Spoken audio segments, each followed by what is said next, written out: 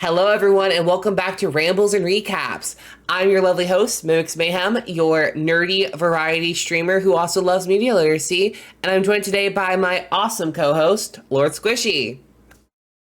Hi. As always, a man full of words.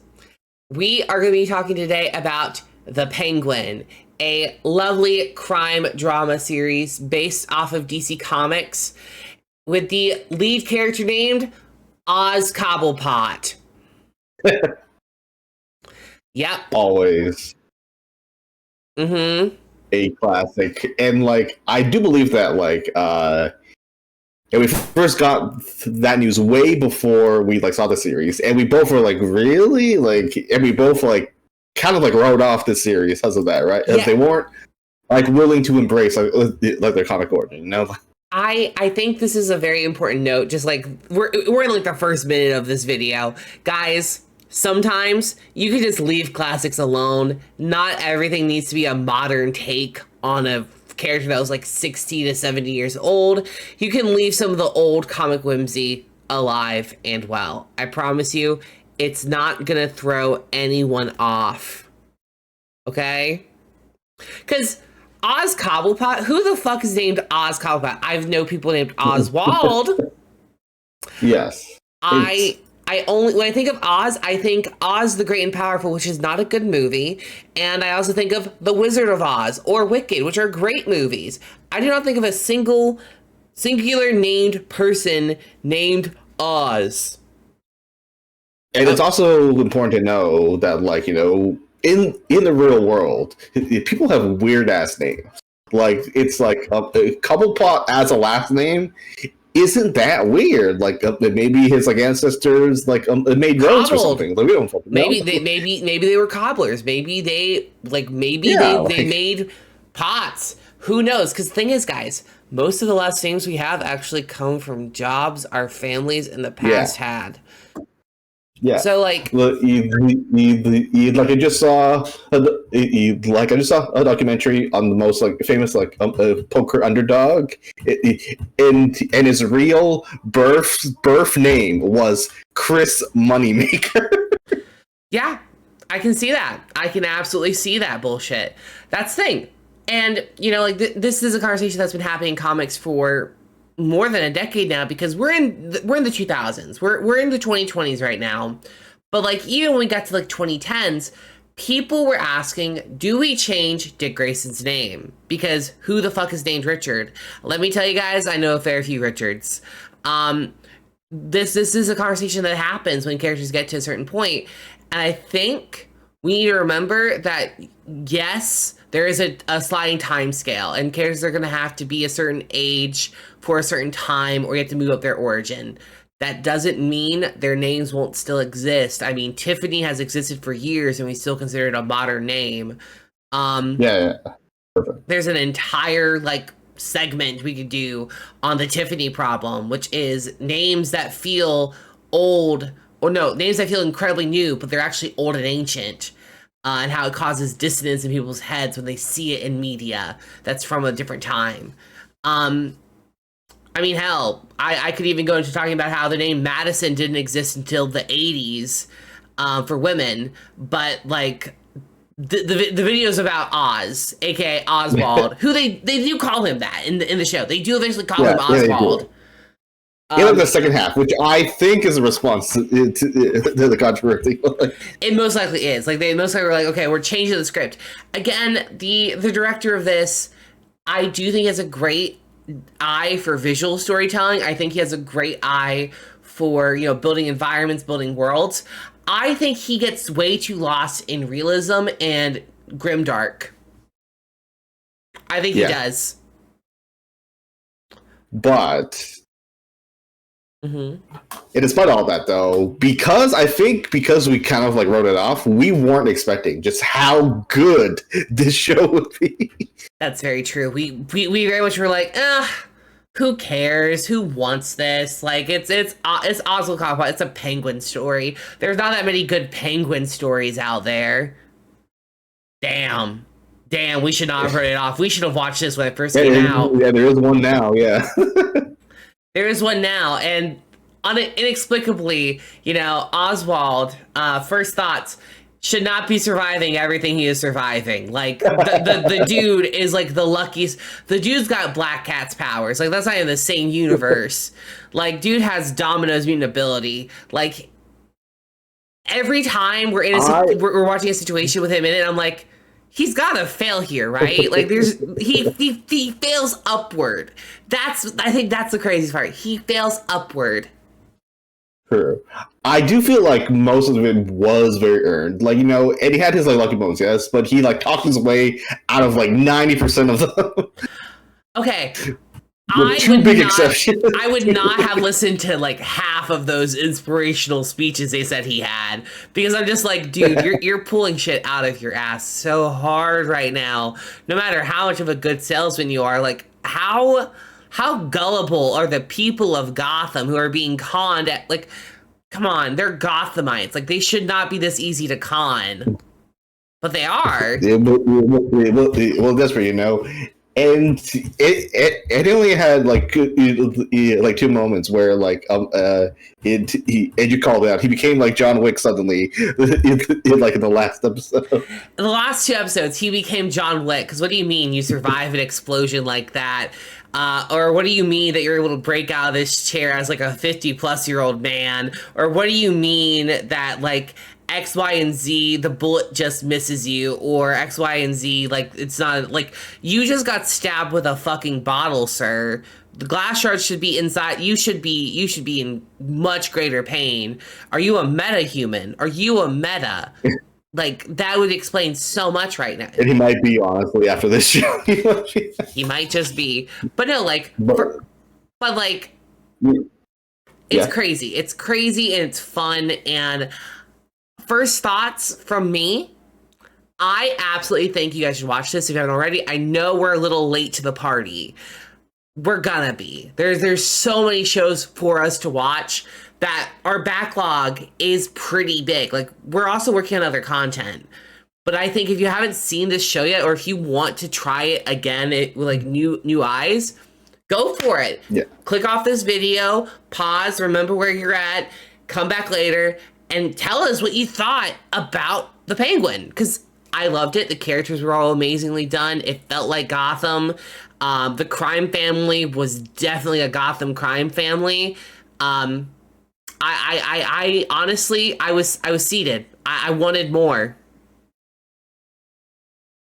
No, yeah, same. Like, it was an astounding show. Like, I wasn't really following it past episode 3, and then like hooked me, like, with, I said, like, set up just like so much stuff, and by the end of it, we like basically like everything he's paid off basically, which is crazy for an 8-episode show to do. No, that's something we need to talk about. Is I feel like I should be nervous about them, like, television adapting so hard to the streamer, like, like meta of like 8 to 9 episode hour length features, in one seasons, because like the fact that they're getting so good at fitting everything in there, and that they're holding their craft in this meta, like, it makes me worry that we're never going to get back to like the 22 episode 20 to 30 minute length episodes, where we get more like interesting dynamics and fun concepts and wacky adventures, and like even filler episodes. It makes me a little nervous, but at the same time, you have to admit, like, the Penguin does good with the time it's given. It showcases just exactly what this format can do in live action so well. I think the most interesting thing I saw when I was watching it was immediately when we got like to the flashback episodes, because there are like at least 2 to 3 of them. I mentioned to you, Squishy, oh yeah, no, like, this would not be the way that they would have formatted this into like serialized live TV. Yeah. Like half the episode at the very beginning is, a flashback. Like, I'm not gonna tell you whose flashback it is, but like each of the flashback episodes, the first half is a flashback, and then the rest of the episode is, them going through the current plot, when in serialized television, what you'd end up getting for the most part is you'd end up getting these big episodes where, yes, the flashbacks are happening, but they're interloped and intercepted between current plot and related to that. Each moment is related to each other. As a way to show like the past repeats, the present is like always connected. It's very fun to see how the mediums have shifted and changed how flashbacks work in presentation and in media. That's just my nerd brain going off. I love TV, guys.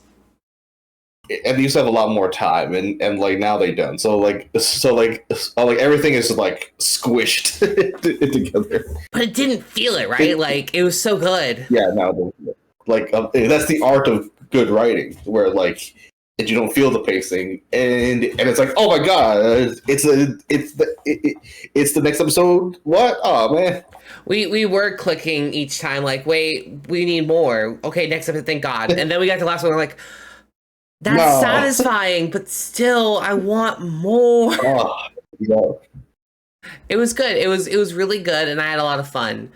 I will say, my last like big first thought was, damn, some of these actors I would never have placed in Gotham. I would never have placed them as like Gotham characters. Like both Sophia Falcone, Penguin, Salvatore, like these are actors I would not have like had like, oh yeah, no, like I kind of picture he's like a Metropolis character, or you know, if we're going to be like in a Wonder Woman show, I picture you on like the West Coast or in London. But like they really showed their range here. I mean, hell, apparently Salvatore is Krusty Krab or something. Yeah, like he's Mr. Krabs, and he's like a Lex Luthor. Okay. and he is a like famous actor that has done many things. But for this generation, we know him for Lex Luthor. Okay. I know him for Lex Luthor. I did just call him Krusty Krab. Which I guess reveals to the audience that I don't know shit about SpongeBob, and my editor over here has been trying so hard to get me to watch more. Like we've done a few episodes, but like guys, there's so much content. There just is. Well, yeah, but have you seen the actor for the Penguin? I have not. Outside the makeup. I have not seen him outside the makeup. Okay. Okay. Then I am going to do the live reaction right here. Okay. So, and you might recognize him from a certain a Daredevil movie. Oh no. Oh my god. It's such a transformation. It's crazy. Why is he I was hot? so shocked. I was like, what the hell? Guys, like, the Penguin isn't hot, but the actor. Also, if you don't recognize him, he was Bullseye from the old Daredevil. I recognized him. I was like, what the fuck? Yeah, I should have known with the bald head. I just can't believe that, apparently his took him 4 hours of makeup every day, which is insane that actor would do this. But also, it's nice to see that they're not relying heavily on CGI or visual effects. They're literally going for physical makeup, which I'm glad that Hollywood is pushing again, especially in an age where we're using so much technology to replace other types of art form. I'm not gonna get on my AI soapbox, but just know I have very strong opinions about generative AI, and I will never stop believing them. And it's garbage anyway. I'm not opinionated. What are you guys talking about? I can't believe. Oh my god, guys! I can't believe that's Penguin. Oh my I know. god. Like, It's a new person. It's like, oh my yeah, god. they literally made a whole new face. That's insane to me. Um, okay, well, this is new information that I now have. Um, I'm so sorry, I'm stunned. First thoughts, those are mine. What were yours, Squishy? What were yours? I wasn't expecting a Gotham. If for some reason, I think it was because of the Gotham like TV show.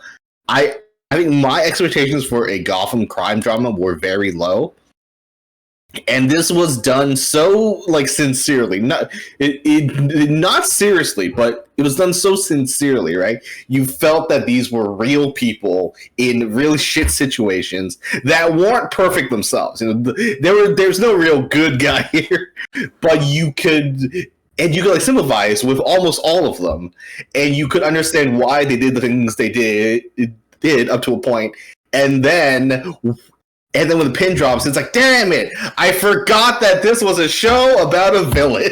See, the thing is, I knew from the start that like we were not following a hero because like obviously we're following the Penguin, but even just like it like exonerating the Penguin and like seeing like an origin of him in a way.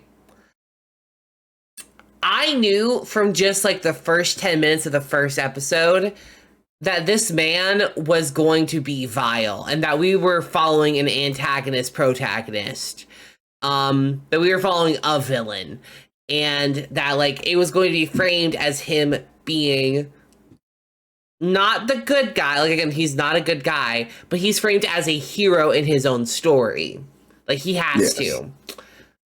And then we meet Sophia. And I'm like, oh my god, well, like, she seems like on edge. We don't know if what she did or how she did it until we get to her fucking backstory episode. And without spoiling... It's like half an episode of like, she twist her. Yeah, and without spoiling anything, guys, I just need you to understand, that girl, like, she was as fucking innocent as you got for a freaking Falcone. And there's nothing in my heart that doesn't just want to say that she's the hero in the story. Sure, she does a lot of terrible things, but it's not like they aren't coming from a very justified and very human place. Whereas you cannot really say the same thing for the Penguin, because where he's coming from is very sociopathic, psychotic, like without real reason, without real rhyme. Because again, psychotic can be human, sociopathic can be human, but where they're all stemming from, where these choices and decisions are stemming from, is definitely a place of no one else matters here except what I want, what I'm feeling. And I really only care about the perception of myself. Whereas you have Sophia, who had to give up the perception of self for everybody else.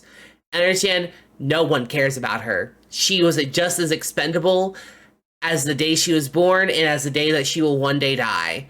And so to see those two foil each other at the start, and then to become actual enemies, like true enemies, oh, chef's kiss. Sophia deserves accolades and awards. Right. The actress who's playing her, which I'm so sorry I did not look up the actress who's playing her right now. I need you guys to understand that she is amazing. I know it's Christine. No, not Christine. I'm bringing her last name and her first name together. It's Kristen. Yeah, exactly. I've seen her. You told me about how we saw her in a Black Mirror episode. I've also seen her in other sci-fi based shows, which it's really interesting to see her go from sci-fi to fucking Gotham and not be like futuristic Gotham. It's like down in the dumps Gotham. But like I view her as the hero of the story, even if she is so fucking murderous. I view her as the hero. She is one of the greatest modern show characters ever. I'll be real. And her journey and her arc is so strong. Like, it's just really good. Very, very strong.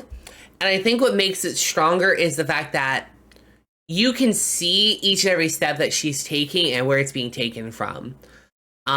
If I were to look at Sofia Gigante, as she now wants to be called, as a character to be examined in Gotham, I would look at her as okay, this woman was innocent, framed for crimes that she did not commit, put into Arkham wrongfully for longer than originally planned, for 10 years instead of 6 months, and came out with ounces of sanity. Those are levels of strength and stubbornness I could not imagine for any other comic book character, because Arkham is no joke, no matter the depiction. I don't care who you are. And here they show it just so well, just how brutal Arkham is. And it's like, why does this place still exist in the modern day? Why does this place still exist? And it's most likely because the Court of Owls is funding it. That was actually something that we talked about, is like, what if they're killing all the mob bosses here to just form the Court of Owls afterward? And I wish they had done that, honestly. And they still could too, to be honest. They could. We have some other people to put in if they do a continuation of this, and they probably will. There's enough meat on the bone. What about you? Like, what are some of the big moments for you in this season, in this show? A lot of it was just like the build up, the rise. The big moments for me were definitely in the final episode. If we want to talk about that now, I think that's a final thoughts moment for you. I think I think it we go into favorite moments right now, because we've talked about the season as a whole, which is a very well placed crime drama. Everyone gets shown different levels of respect. We see the underground in a light that we wouldn't have normally if Batman was involved. And honestly, I don't miss Batman. I'm just kind of confused how this is going to affect Batman in the future, because the crime families do matter in his mythos. But we get to see positive views on sex workers, and we get, which is wonderful to see in media coming out today, because that is a line of work that is constantly under attack and under fire. And we get to see just how society disrespects them, but the underground praises them, and kind of, while yes, they will be discarded, they will be used, because everyone in the underground is expendable. You do get to see some level of respect and some level of dignity given to these women that wouldn't normally be given by a normal, average, everyday citizen.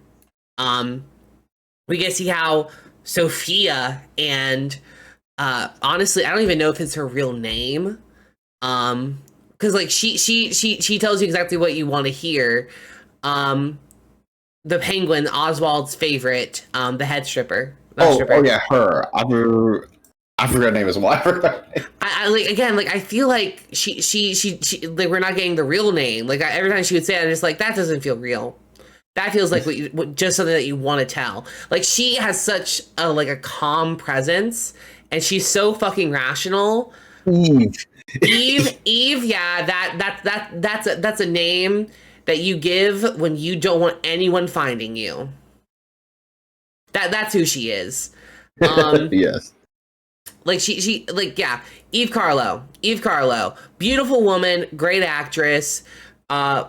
Her scene with freaking Sophia near the end sent chills. You're gonna watch that for yourself. I'm not gonna go into it. I thought that was great. Honestly, those women, 10 out of 10. That was such a tense scene. It has the major scenes. Is Sophia the killer? And she talks her way out of it. Kind of. I like how it was a game of poker. They both had cards to play. At the end of the thing, it's a draw. It is simply a draw. Yes, Sophia gets what she wants, but so does Eve. Eve gets to live. Eve protects her girls. And then fucking Oswald's mom, which I feel like she gets a lot more depth here than she would normally get in Oh, other adaptions. It's amazing, yeah. Her flashback is so guys. There's a reason why I think Oswald is fucking despicable, and it's the flashback that she has. Oh my god. He should be dead. He kills his brothers. I'm telling you that right now. He kills his brothers, does not tell his mom. His mom is doing her best to raise 3 sons, and she tells him later on, like, she had enough love to give. She had enough love to give each of them. Why'd you kill them? And not only does he kill them, guys, he refuses to let his mom hear him admit to it, to the point that he's willing to let his mom lose her finger and die. That's fucked up. It was a great scene. And it shows, like, he is willing to go that far. And it did make me think, like, is this intentional, or like, does he really not know? And then the, like, ending scene, like, showed, yeah, no, like, he knew. Like, he's a fucking monster. He's a monster. He is the Penguin. And we're seeing just how much of a fucking monster he can be. Like, those are some, like, my favorite moments were those. But I know you have a big favorite moment. Let's get to it. I loved Vic, man. Yeah, Vic. Vic was the heart of the show. He was the heart of the show. He was our ingenue. He was the entrance to this world for us as a purveyor. And I avoided talking about Vic because I knew that he was your favorite character. I was so invested because this whole show seemed like Vic's, like, Fault of Darkness. And like, oh, he starts off young, and he's like, and he's like idealistic. We see his first kill, like, in the second, like, last episode. Like, he is slowly, it's a slow fall, right? And and it's heartbreaking and to see, but you also get why, because it's Gotham post a massive, like, terrorist attack, post, just it's a lawless fucking place, right? So, like, you can get why, like, you do that. He has no family, he has, like, nothing, right? Like, he has nothing to lose, and he has everything to gain. So yeah, he's gonna turn to all over crime, and we get it. But then we really see, like, all the depth and how shit all the level crime is, right? Yep. And it all accumulates. He is his most, like, a loyal soldier. Oz would have been dead 3 times if Vic wasn't there. I think the tragedy of Vic is he almost gets away. He almost leaves it behind. But because Oz is a total monster, he gets into Vic's head about loyalty and being loyal to a cause bigger than himself.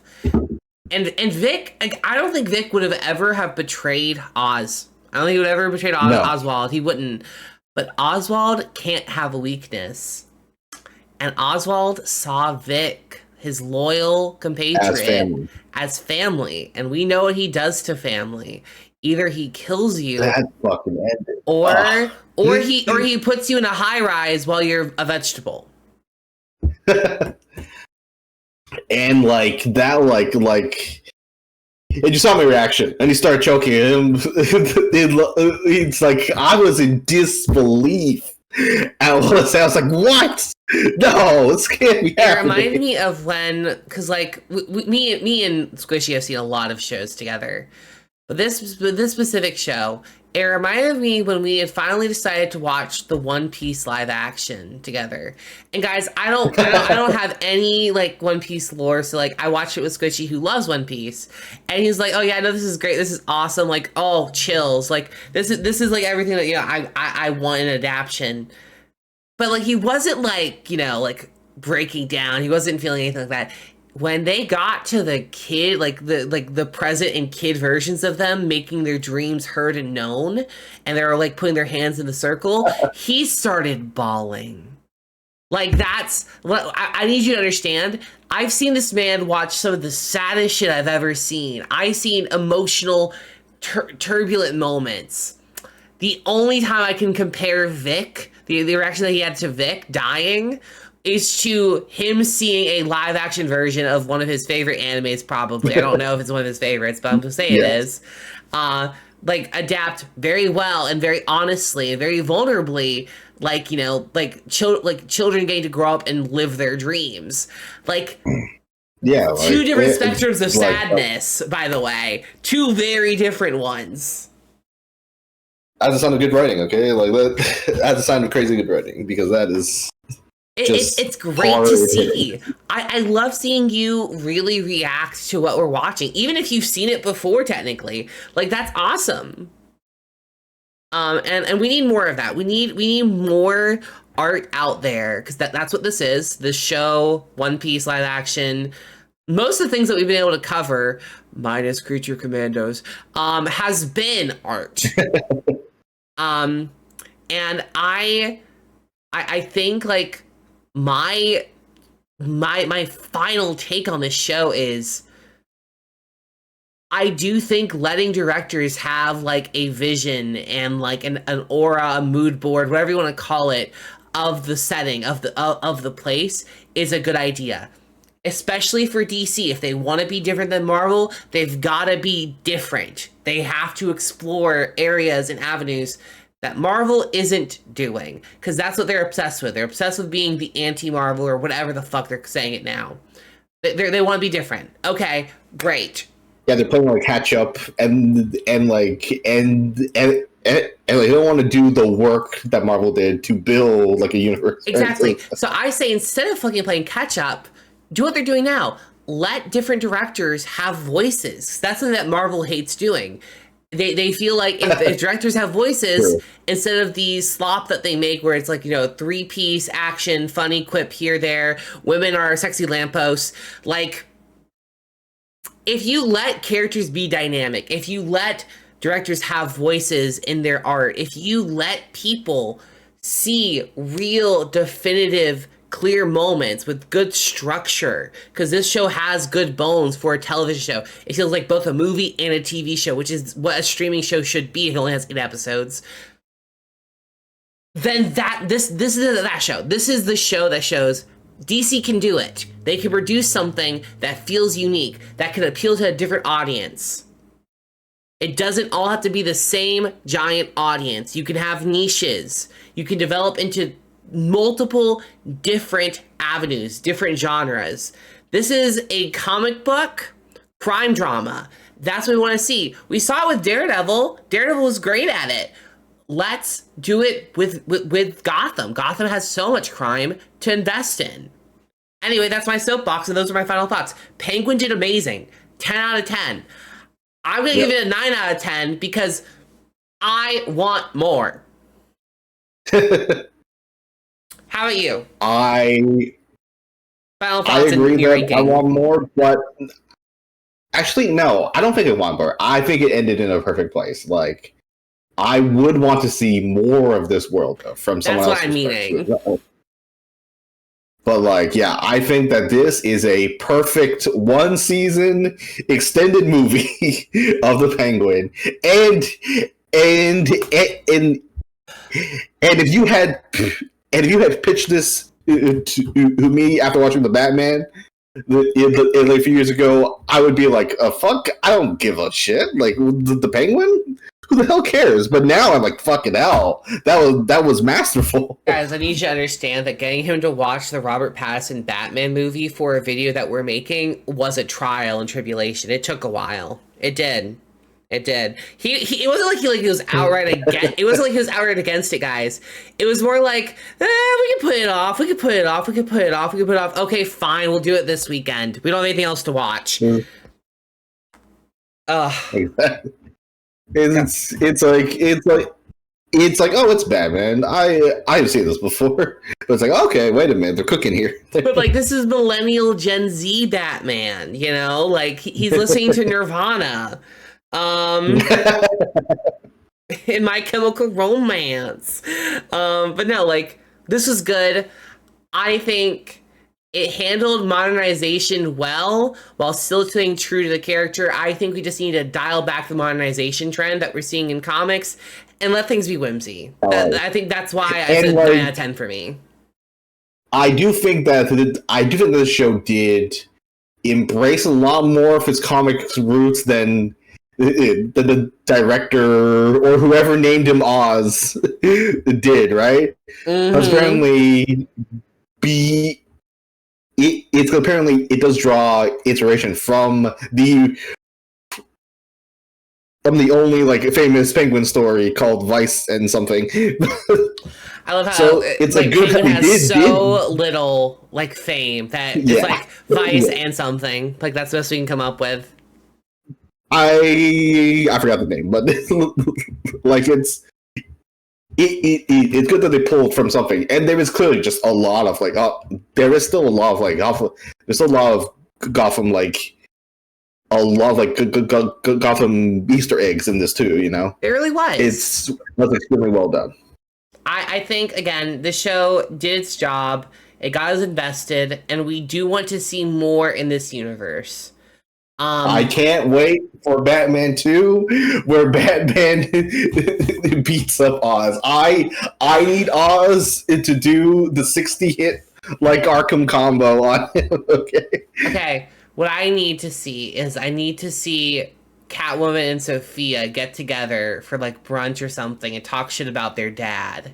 That's what I need to see. That is also like plot thread still, yeah. Yeah, it is. But no, thank you guys so much for listening to Rambles and Recaps. I have been your host, Mimix Mayhem, and I have been joined by my amazing and awesome co-host, Lord Squishy. You say bye. Bye. Yeah. I figured either you're going to say nothing or you're going to say bye. I will talk to you guys next time, where we will be looking at DareDevil Born Again. Hope to see you guys there.